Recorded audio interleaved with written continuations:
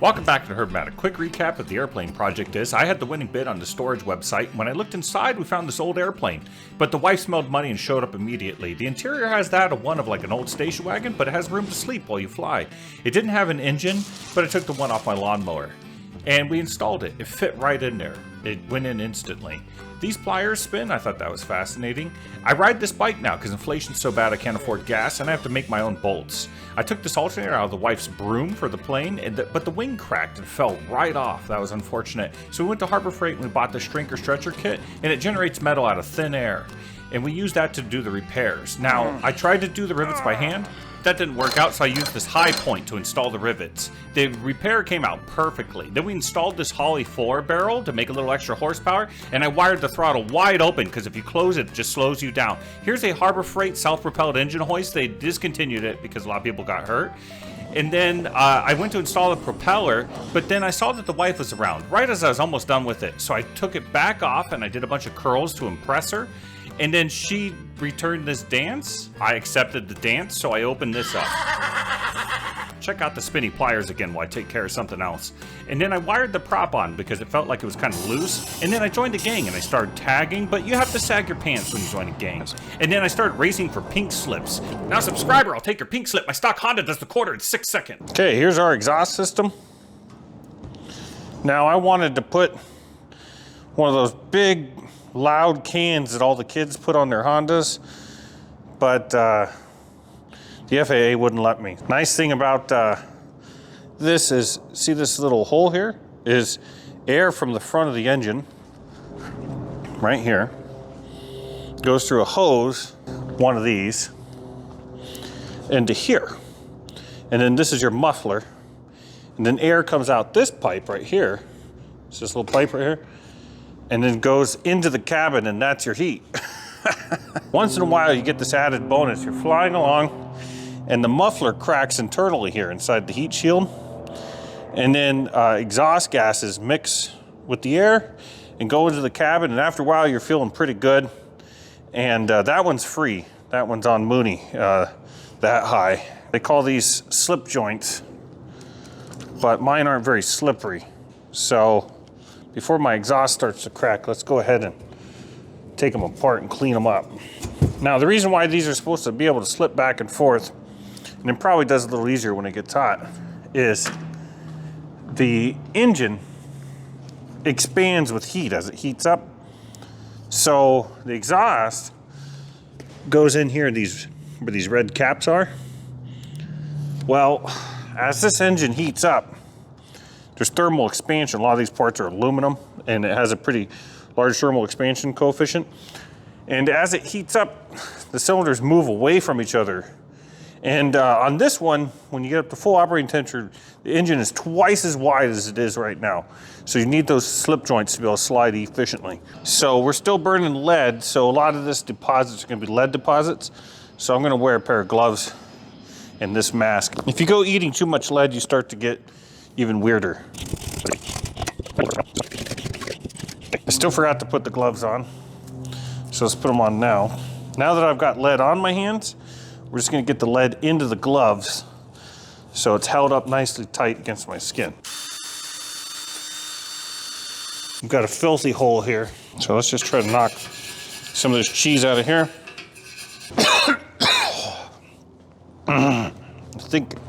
I think I accidentally breathed in a little of that cheese anyways. So my problems will be over soon. These work gloves are from Harbor Freight, and they're like, I think they're $4, maybe $5. And they're pretty good. I'd say they're pretty hardy. Oh.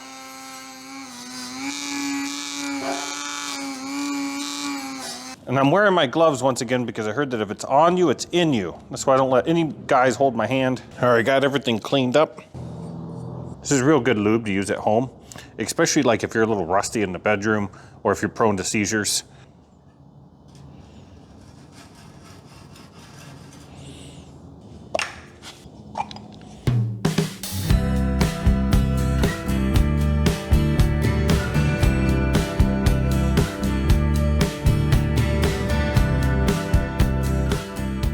wanted to show you these gaskets here are called no blow. And here's the old ones. Now, I also knew a girl in college who went by no blow, and she was not popular at all. But it's good to see that she went on to start a successful gasket company. Fixed your airplane. Now, you don't fly these airplanes. You just hang out underneath them all the time. And then once in a while, if they're feeling real generous, they'll let you fly them. But usually something will break when you do.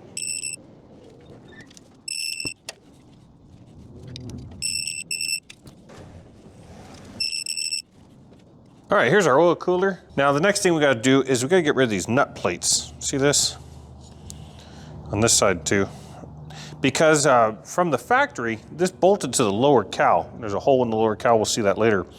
And it bolted with just these front flanges. This flange will start to crack and it can cause the oil cooler to leak. It's not a great situation. What the manufacturer wants is you to put pinch tubes in here, which will fabricate, and the bolts to go all the way through and grab both flanges.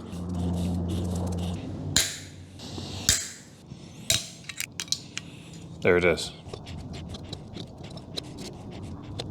That's pretty straight.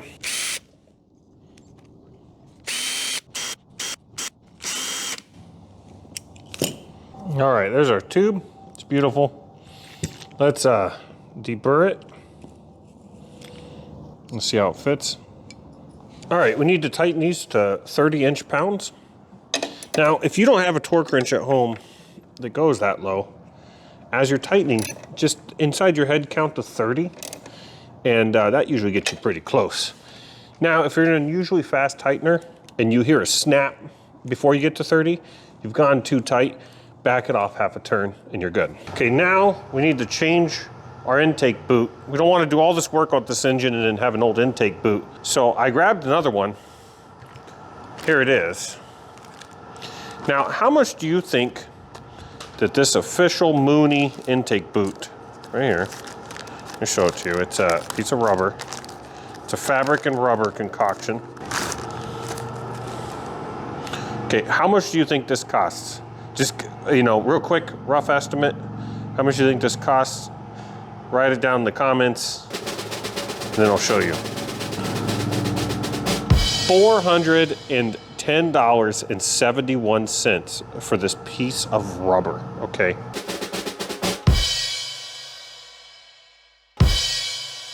It also does not have the holes pre-drilled. So what we gotta do is transfer this over.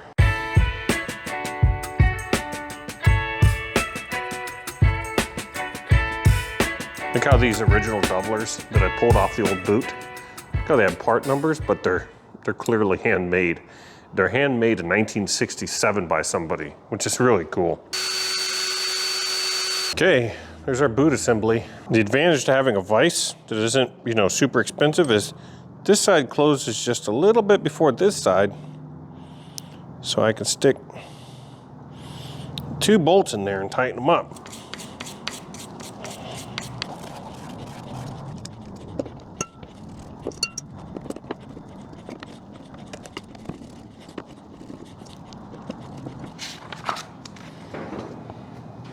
This brace right here. So if we look at this brace, it says number 1. If we look over here, it'll give us everything on that end. Here's our bolt. It's an AN3-22A. Here I've got various AN3s, AN3-22A. Now we can use the correct hardware. They had just random hardware. They had a thin washer and a weird nut on there.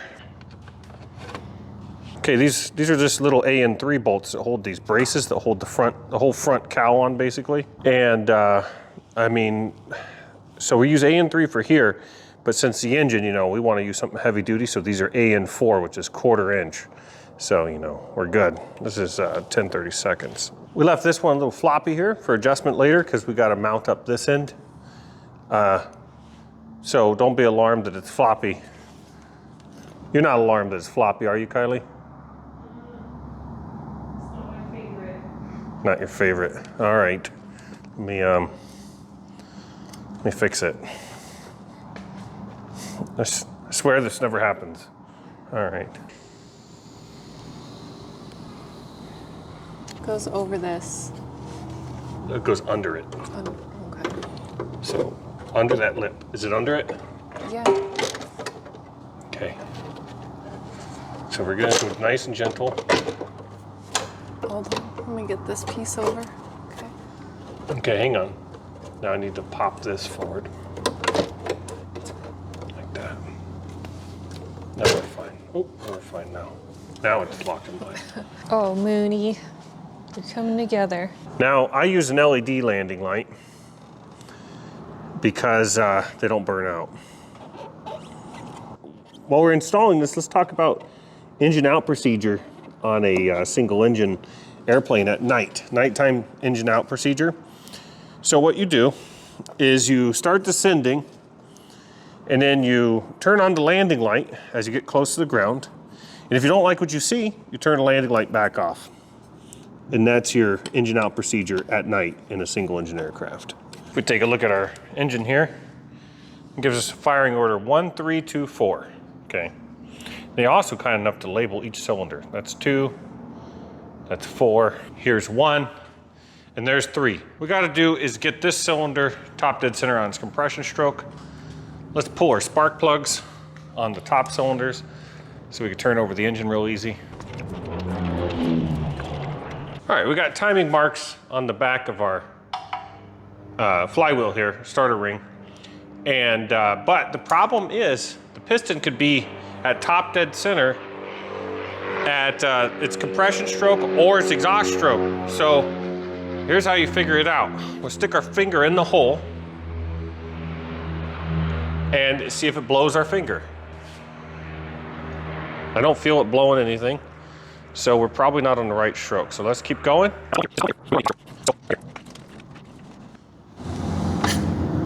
You hear that? Feel it blowing my finger? Okay, there's top dead center right there. Okay, you see this 25 off of this bolt right here? It's got a little line. So this tooth right here, and I've marked the front of it, that's the line that needs to be aligned with our center case. So let's pull it back. So we need to line the top of that tooth up with the top of this case. Another way to make sure you're in the right spot is, see this magneto? The gear that drives the magneto it's got 2 red teeth marked on it. Let's just get a little bit of oil on here. Just gonna get her going with a little bit of pre-game. All right, we got the engine in the right spot, so let's get the magneto in the right spot. So we're gonna pull out this plug here. Just gonna take that out. If I spin this input gear, you can see that gear in there spin. It's plastic. See that tooth right there? That's a red one. So I'm gonna center that in the winder.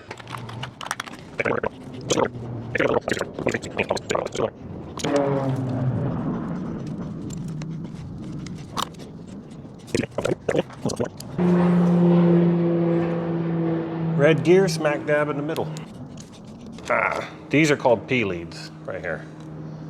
And they screw into the back of the magneto and they ground out the magneto to kill spark, right? Because the magnetos, they have magnets inside, they create their own spark, and the P-lead grounds it out. Well, interestingly enough, the terminal on the back of the mag they screw into is called the P-hole. Okay, so what we need to do is we need to stick an adapter in the P-hole. Now, it feels funny, but it doesn't really hurt. It's not a big deal. Here's our magneto timing unit. Let's pull this out. Maybe I put the P-hole adapter in here. There it is. Okay, so you just stick, not the skinny end, unfortunately. You gotta stick the fat end in the P-hole. And that's it. Didn't feel a thing, did you? Well, I did. All right, cool. We got an open jug of oil right on top of our avionics. That's smart. I can't see how that could go wrong. Aircraft have fixed timing because they're so far behind the times. So we're gonna ground our little lead here, just like that. I'm gonna put red on right. We're gonna put that on the P lead, the P-hole adapter. That's that. We'll do green on left. Let's turn this on. I'm gonna go in the direction it's beeping quite a bit, and then I'm gonna slowly come back till the light just goes out. Or sorry, till the light just comes on. And the sound goes out. Bleeding edge right there. You can hear her crackle and pop. Let's give her just a little cinch.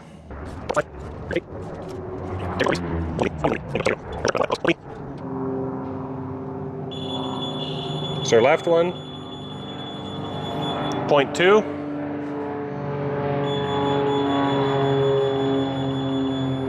And there's our other one at 0.2 also. So within the measurement of this. Let's go lock those stupid things down. So we're 25.2 degrees before top dead center, which is good enough for me. Let's give it a quick, let's rub the tip for just a second. Make sure we get a good connection. Just to knock off any tarnish. All right, we're gonna stick the PP in this P hole here. That's normal, it makes that noise. Don't worry about that. And then we got our ring here. And it's called the PP ring. It's got another name that's more vulgar, but we won't use it. And we're just gonna tighten that on there. And we'll take our pliers and give it a little tiny bit extra. Okay, our left one's special right here because it has two P holes. This is your regular P hole, and this is your retard P hole. And I'm not making that up.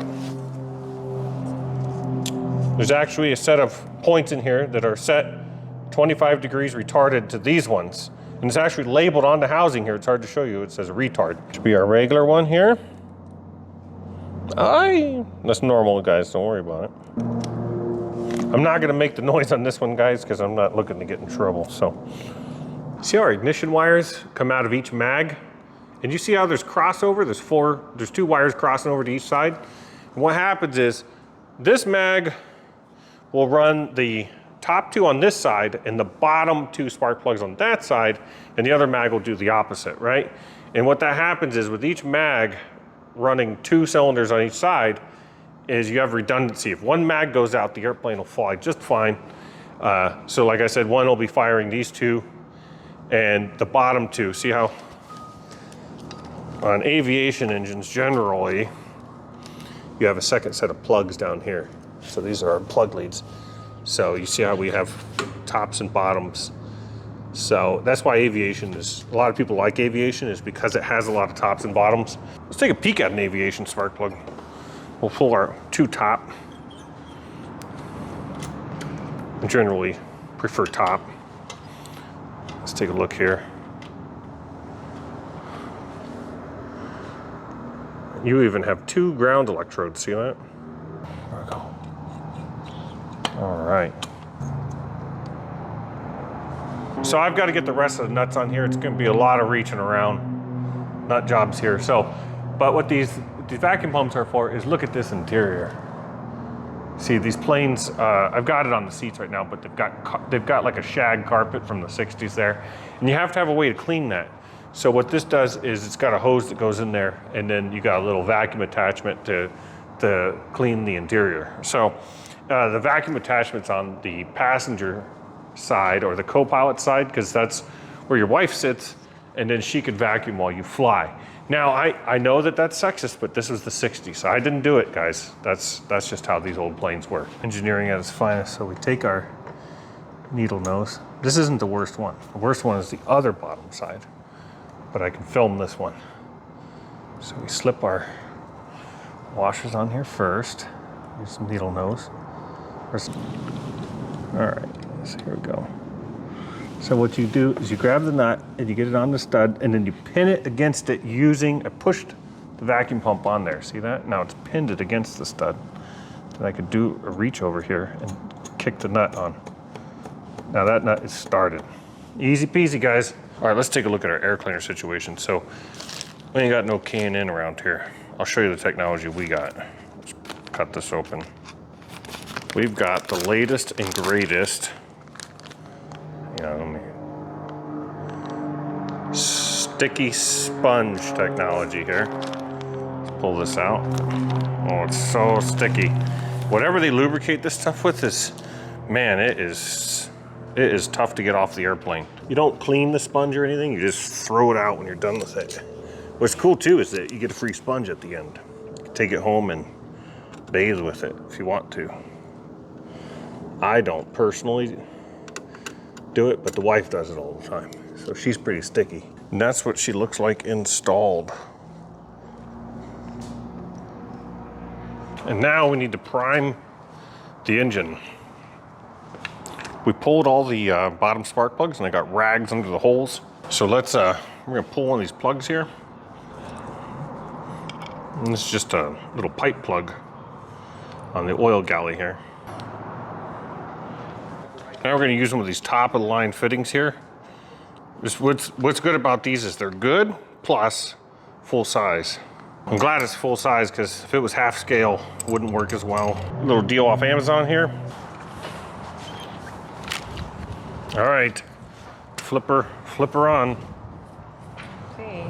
There we go. Oh, you turned it on? Yeah, nothing happened. Okay, so let's find out what's going on here. I mean, my battery terminals are spotless, so I don't know what's going on here. All right, now hit it again. All right, she's a rotary vane pump, it looks like here. Look at that. Oh, it looks like it did run at some point.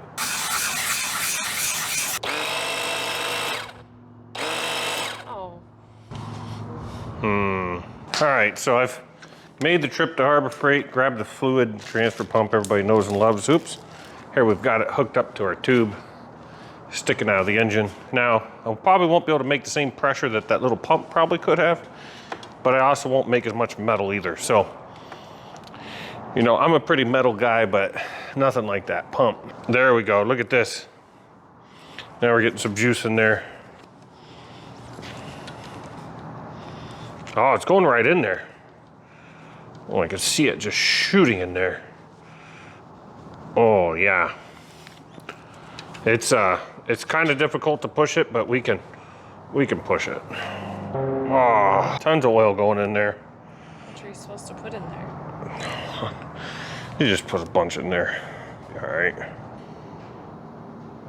All right, we got our 7 quarts in there. Plane's been sitting for about 2 years. Now the battery's been on charger this whole time, so let's hope for the best.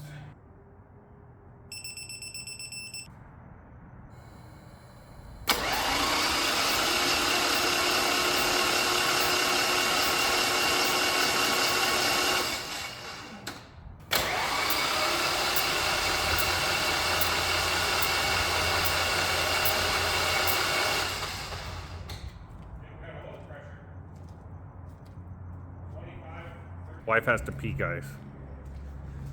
She's jumping on the pee bike to whiz away. She's whizzing away. She pees on the bike, guys. It's really gross. Yeah, she pees on the bike and then wind dries it. It's weird. How do you do it? How do you do it? Okay, yeah, that seems about right.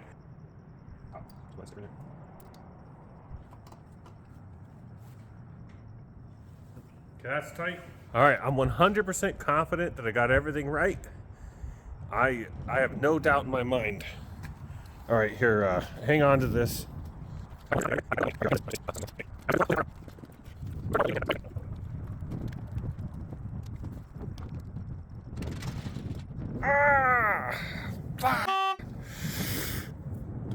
Tripod just took a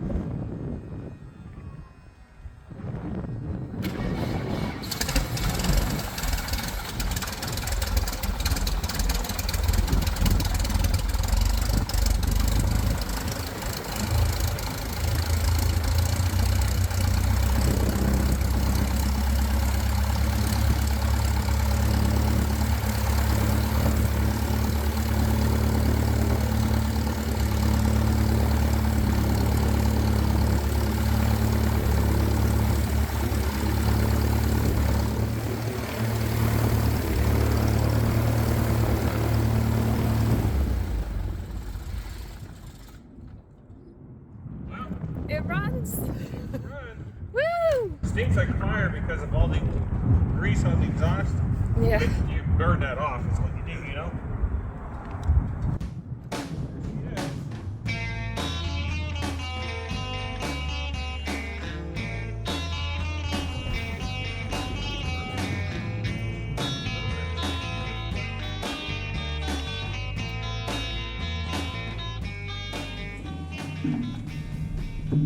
All right, guys, let's see if she starts.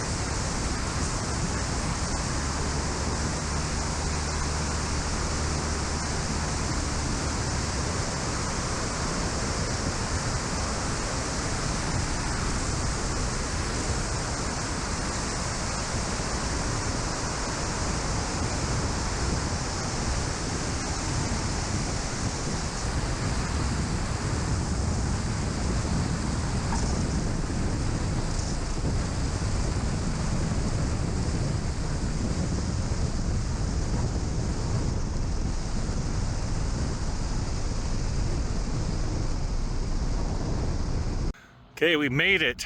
We're still alive. We made it to Payson, and we're gonna go eat now. So, are you pretty hungry? Yes. And do you know that we're at like 5,200 feet of elevation? So technically, you are still a mile high. You're still high. We did it, guys. We got her high. We've accomplished what we came for. So here we are at the airport restaurant, getting ready to have a little grub. And let me just zoom in on this Payson Airport sign right here. So you can see the elevation is 5,157. Right? Good thing to think the positive. Do you feel pretty high right now?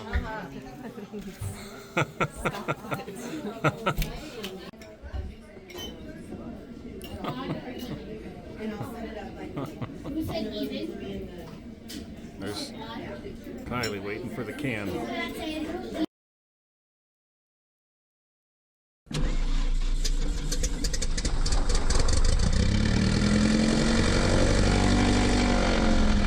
Payson traffic, Mooney Niner 623 Mike, take off on runway 24, momentary delay.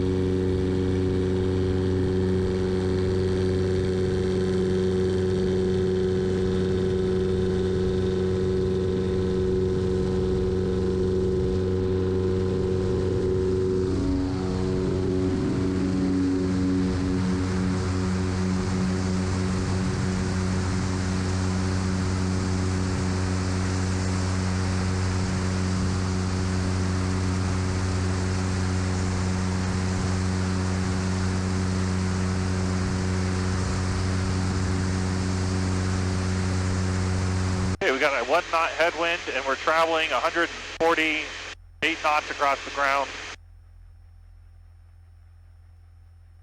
at 8,500. 149 knots or so. No, 150. So, 150 and we're burning 11 gallons an hour. We could probably burn a little less than that. Oh. Deer Valley Tower, citation 525 Papa Juliet, inbound visual 7 right. Citation 525 Papa Juliet, Deer Valley Tower, winds calm, and 7 right, clear to land. Clear to land 7 right, 5 Papa Juliet.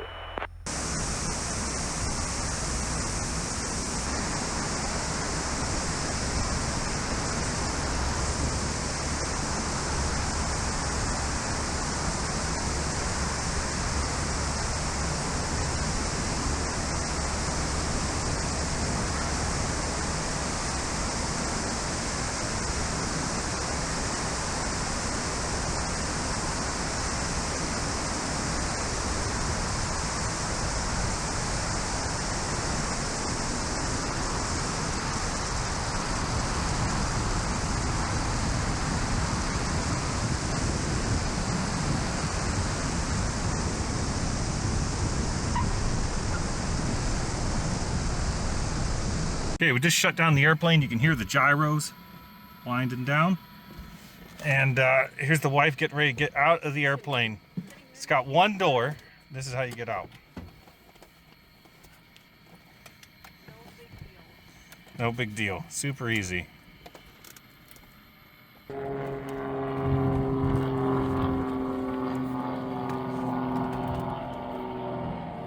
like that, super easy.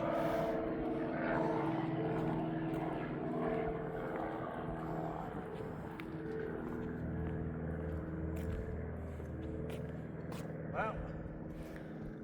Mooney. You can twist and pull knobs all day if you want to. Okay, so we made it back. We're still alive. And the wife was really high. She's come down now. So we've met the goal in the title of the video, so it's not clickbait. So like and subscribe, you know, if you want to be involved in a small plane disaster.